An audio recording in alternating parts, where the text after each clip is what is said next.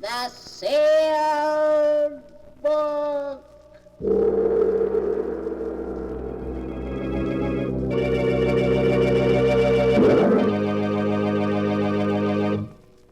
Once again, the keeper of the book is ready to unlock the ponderous volume in which is recorded all the secrets and mysteries of mankind through the ages, all the lore and learning of the ancients, all the strange and mystifying stories of the past, the present, and the future.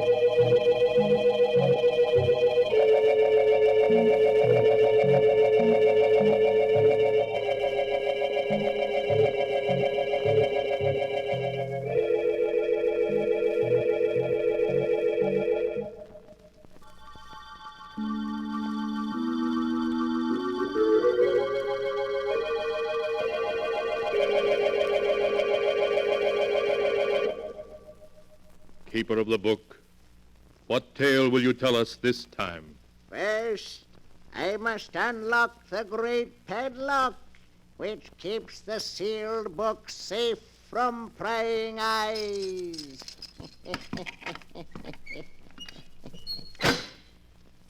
Now, what story shall I tell you? I have here tales of every kind. Tales of murder, of madness, of dark deeds, and of events strange beyond all belief. There. Now let me see. Yes. Here's a tale for you. A dark story of two brothers. One of them killed because he could not help himself. The other one was interested in murder too, but in a very different way. The title of the tale is The Hands of Death. Here is the tale as it is written in the sealed book. It began in San Francisco on a night of thick, suffocating fog. A young man hurrying homeward turns a corner and bumps abruptly into a huge figure striding toward him. Oh, excuse me. Fog is so thick I didn't see you. It's all right. Tell me, do you live here? Here in San Francisco? Why, yes, I do. Do you know where Edward Morlock lives now? Why, no, I never heard of him. Now, if you'll excuse me. Wait. But I've really got to get home. I just want a light from your cigarette. Oh, of course. Here, I'll hold it for you. Just hold it like that. What is it? What's the matter? Nothing. It's nothing. It's my hands, isn't it? They frightened you. No, it's nothing. My hands, they disgusted you. No, of course not. They frightened you because they're not like other people's hands. No, let go of me. Are you sure you're You thought I was a freak. Let go of me. You're crazy. I'm not crazy, do you hear? I'll show you. No. I'll show you.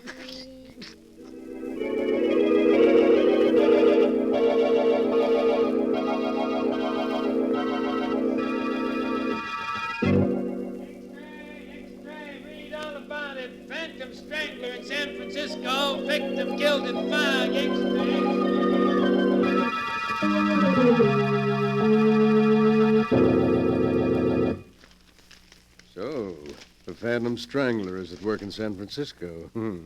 Jennings will be interested in that. I beg your pardon, Mr. Morlock. Huh? Oh, yes, Jennings? The postman just brought this package, sir. Oh, package, eh? Give it to me. Yes, sir. Now wheel me over to the window. Of course, sir. This is close enough, Jennings. This package, I suppose you noticed it came from my agent in New York? Yes, sir, I did. Then perhaps you can guess what's in it. Hey, Jennings? No, sir, but I have no doubt it's another nice addition to your collection of objects having to do with famous murders, sir. Yes, indeed. A nice addition. But speaking of murders, have you seen this morning's San Francisco paper yet? No, sir. Well, look at these headlines. Read them out loud. Playboy murdered in fog. Phantom strangler breaks victim's neck. Then he's back. Your brother Kane is back. Yes, back in San Francisco, looking for me. And he'll keep looking for you. And if he finds you, he'll kill you. Yes, he's dedicated his life to that purpose. And all because he feels I cheated him out of his share of the money our father left us.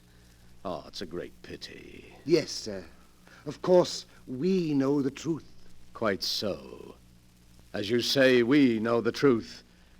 However, I hardly think Kane will find me here. No, sir. So we'll forget about him.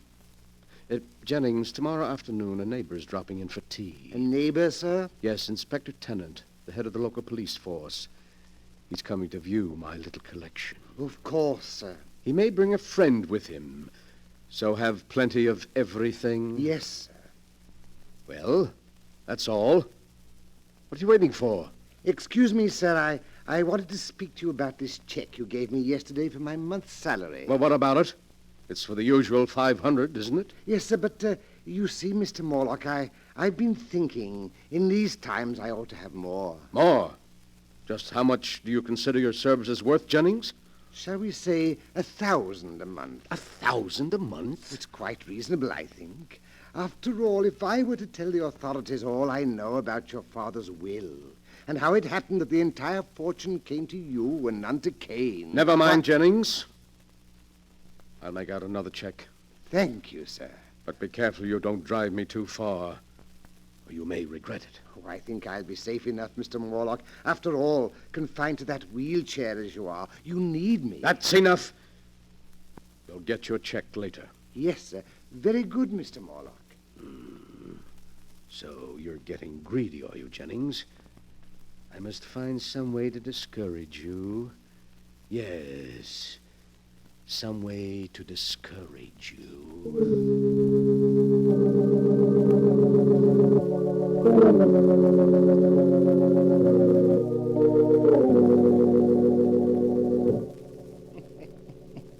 The next afternoon, Edward Morlock, the strange crippled collector of murder relics, enjoyed himself thoroughly playing host to Police Inspector Tennant and Mr. Norman Smith, a criminologist friend of his. He began by showing them his latest acquisition, the one that had come by mail just the day before. And now, gentlemen, look. A cashmere shawl.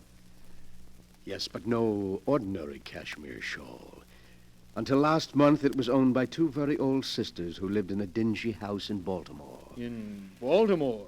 Yes. You mean that's the shawl? Exactly, gentlemen.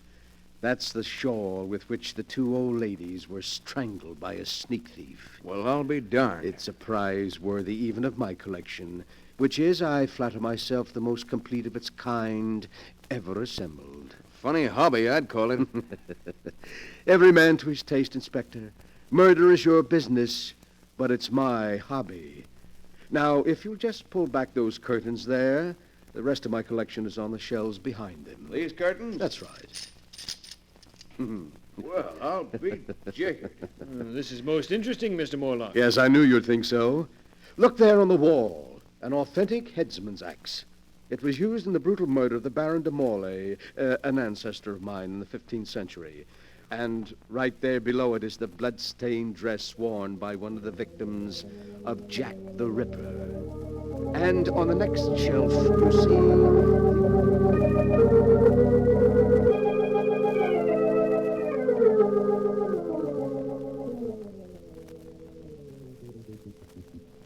And so there, gentlemen, you have the highlights of my collection. How do you like them? Well, if that's the sort of thing you're interested in, I'll say your collection does seem complete. It is indeed. In fact, there's really nothing missing except perhaps a murderer and a victim. What did you say? That the only thing missing from your collection is a murderer and a victim. A most interesting thought, Mr. Smith. And after all, why not? Why not what? Oh, excuse me, Inspector. I was just thinking out loud. Oh. Well, I'm afraid we got to go now, Morlock.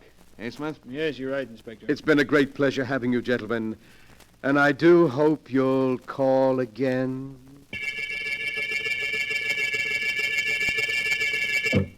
Yes, Mr. Morlock, you rang? Yes, Jennings. Before you help me to bed, I want you to mail these letters. Yes, sir.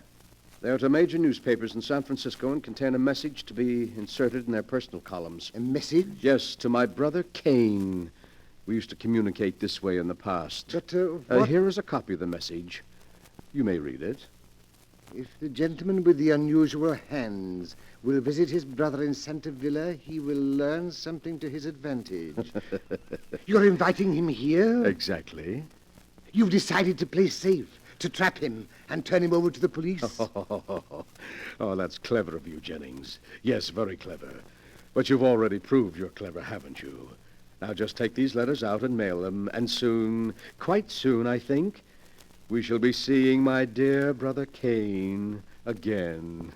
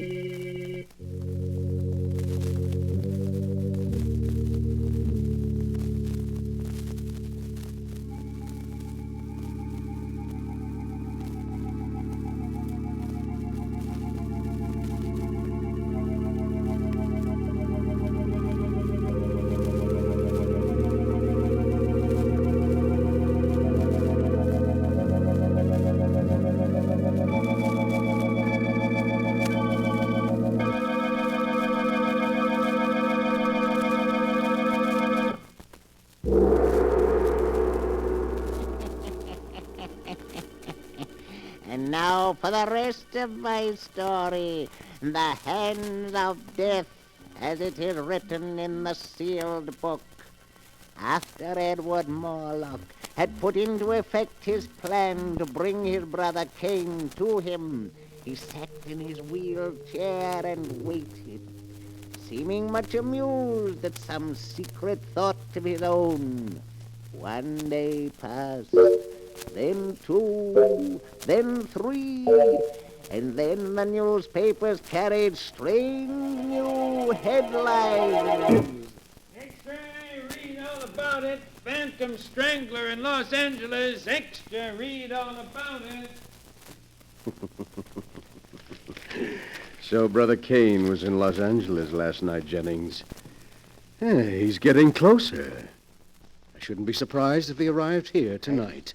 I don't like it. Oh, nonsense, Jennings. You know you've got nothing to fear from Kane. Unless, of course, you're so careless as to make some remark about his hands. I know, but he intends to kill you. I think I'll be able to control him. I want you to bring me a glass of milk. Kane is very fond of milk. Glass of milk? With a triple dose of sleeping powder in it. But I don't understand. Never mind. Just do as I say. What's that? I imagine that's Kane now. Kane? Here, already? Quick. I'll let him in. You get that glass of milk ready. And bring it in when I ring. Yes, sir. When you ring, sir. Oh, come in, Kane. I've unlocked the window. Yes, I'll come in, Edward. Now that I've found you at last. Well, I'd hardly say you found me, Kane. I sent for you. It's the same thing. Now I'm where I can put my hands around your throat at last. I'm going to kill you. Do you hear? Kill you. Kane, sit down. What? Sit down. I want to talk to you. All right, I'll sit down, but you can't change my mind. Tell me, Kane, how many people have you killed since you got out of the penitentiary? 7. 7 murders? They looked at my hands. They were disgusted. I didn't kill them. My hands did. You hear? I didn't want to kill them, but my hands killed them anyway. Why, of course, I understand. Your hands. Your great-grandfather had hands like yours, you know, Kane. Don't talk about it anymore. Of course not, Kane. But you must be hungry. I'll ring for Jennings. He'll fix something for you. Yes, I am hungry. But please, Kane, don't startle the poor fellow. You know, he's very much afraid of you. Why? Why is he afraid of me? It's your hands. He says they give him nightmares. My hands give him nightmares? Oh, you mustn't blame him, Kane. He can't help it. My hands give him nightmares. Yes, sir. I've brought you a glass of milk, Mr. Morlock. My hands frighten Oh, me. thank you, Jennings. Just put it down here. Yes, sir. Why are you looking at me like that, Jennings? I'm not looking at you, Mr. Kane. You're looking at my hands. They upset you. They give you nightmares. No, Mr. Kane, that's not true. I'll show you. I'll give you a reason to be afraid of my hands. Mr. Morlock, help me. I'll show you. I'll show Let go, you're you. kidding. Help. There. That'll teach you to be afraid of my hands. You can let him go now, Kane. He's dead. My hands, they've killed again. Yes, he's dead. Oh, you've been very wicked, Kane. I didn't want to kill him. My hands did it. My hands, you hear? You must be quiet now, Kane. You must rest. I didn't want to kill him. Here, drink this milk, then lie down and rest for a while. We'll talk some more in the morning. All right. I'll drink it. I'll take care of everything. Ah. That's right, Kane. Lie back and sleep. Sleep soundly.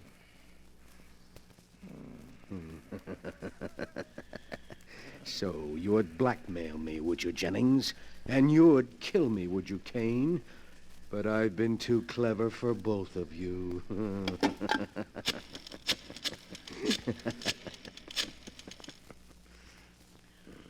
Hello.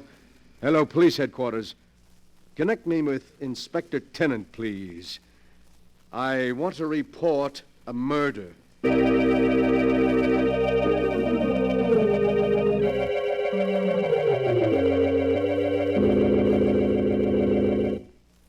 And so, there you are, Inspector. Kane was in the penitentiary for assault with intent to kill. Apparently, he escaped since then. He's been seeking for me, meaning to kill me. Good heavens, Morlock.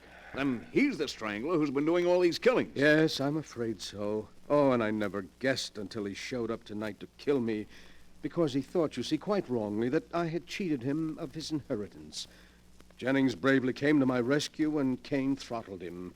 Then I tricked Kane into drinking some drugged milk, and, well, there you are. But Why, man? Why? Why did he kill all these people? Because of his hands. His hands? Well, you saw his hands. Tremendously strong. Not hands at all, really, but more like demon's claws. Cain is morbidly sensitive about his deformity. When he feels someone is frightened by his hands, he kills them. Just like that.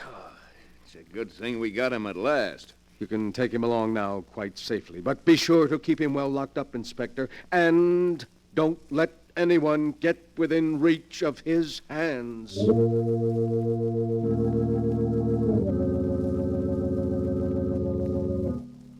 A few weeks later, Cain Morlock entered the lethal chamber of the state penitentiary. Edward Morlock, the condemned man's invalid brother, was one of the few spectators. Cain Morlock, with his last breath, cursed his brother and swore that someday he would be avenged. Then he died. The following day, Inspector Tennant and his friend Norman Smith paid Edward Morlock another visit. Oh, good evening, Inspector and Mr. Smith. It's very kind of you to stop by tonight. We dropped in to see how you were making out, Mr. Morlock. Thought maybe, what with your trip yesterday and the shock, that perhaps... Oh, no, I'm quite all right, thank you. What must be, must be. You see, I'm a philosopher. You have somebody looking after you? Yes, Philippe, a Filipino boy, is taking poor Jennings' place. Oh, and, gentlemen, that reminds me. I have something here that will interest you. Mm-hmm. Something that'll interest us? Yes, here on the table beside me. This jar. Oh, a burial urn, isn't it, Mr. Morlock? Exactly. And in this burial urn are the ashes of poor murdered Jennings. Jennings' ashes? Yes. You mean you're going to keep them with you? But of course, gentlemen. I was very fond of Jennings, very fond. What more fitting than that I should keep his ashes to remind me of his years of faithful service? Besides, well, I can always look upon them as part of my little collection. Your collection? Yes, Inspector. It was Mr. Smith here who pointed out that, complete as it was, it lacked both a murderer and his victim. Well, here are the ashes of the victim. Great heavens. It's rather a unique item, Mr. Morlock. Yes, indeed, an item any collector would be proud of. But the really choice addition to my collection is here in this box, which just arrived. Would you care to look at it, gentlemen? What in the Oh, world? now you needn't guess. I'll lift the lid and, see. Merciful heavens. Pair of hands. The hands of your brother Cain. Exactly. I can't believe it. But what is so strange about it, gentlemen? There are the ashes of a murder victim. Here are the unique and terrible hands that throttled him. Where in all the world will you find a collector who can boast such items as these? You must be mad. Morlock, did you plan all this from beginning to end? Plan it, Mr. Smith, but how could I? You're quite mad. We could never prove it. You could prove nothing. Nothing. Inspector, I think we'd better go. Yes. Come on, let's get out of here before I do something I'd regret. Call again any time, gentlemen. Easily upset, weren't they, Cain? Upset by your hands. Your great, strong hands that are going to become the prize items of my little collection. The distorted hands of a murderer. Ooh, how cold they are. And yet I can almost feel the murderous strength in them still. You wanted so bad that you'd close your hands about my throat, didn't you, Cain? But it's too late now. You're dead. And your hands are dead, too. Lifeless. Would you like to see how your hands look at my throat here? I'll place them there for you. See how nicely they fit around my neck. Just as if they... No! No! No! Let go of me! Your hands! They're choking me! I can't breathe! Morlock, what is it? Where are you? Inspector, look. They're on the floor. Good Lord. It's Morlock. And... No, it can't be. His brother's hands are clutched around his throat. They've strangled him.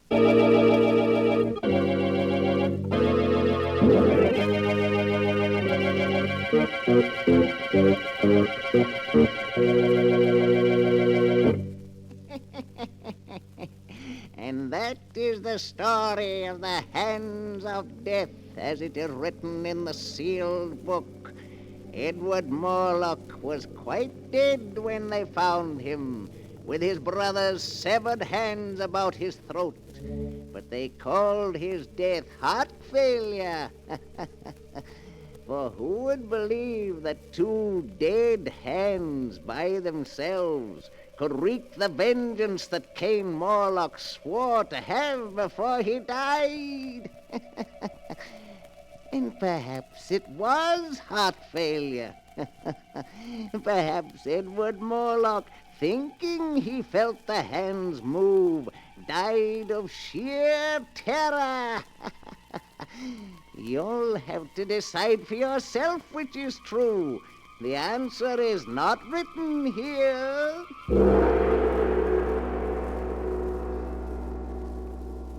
But the sound of the great gong tells me I must lock the book once again. One moment, Keeper of the Book. What story from the sealed book will you tell us next time? Next time? Are you sure you want to know? Perhaps my next story will be about you. For I have here all the stories that ever happened, and many that have not yet come to pass. But I'll find one for you in just a moment.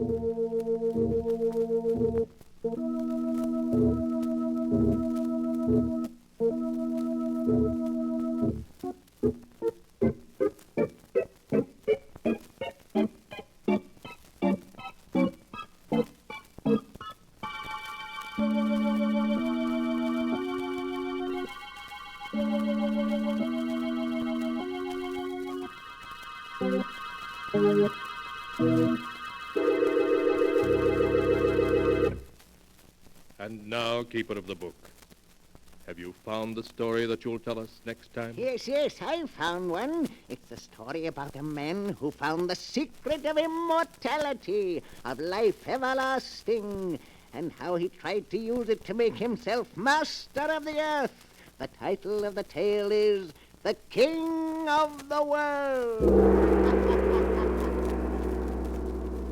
Be sure to be with us again next time, when the great gong heralds another strange and exciting story from The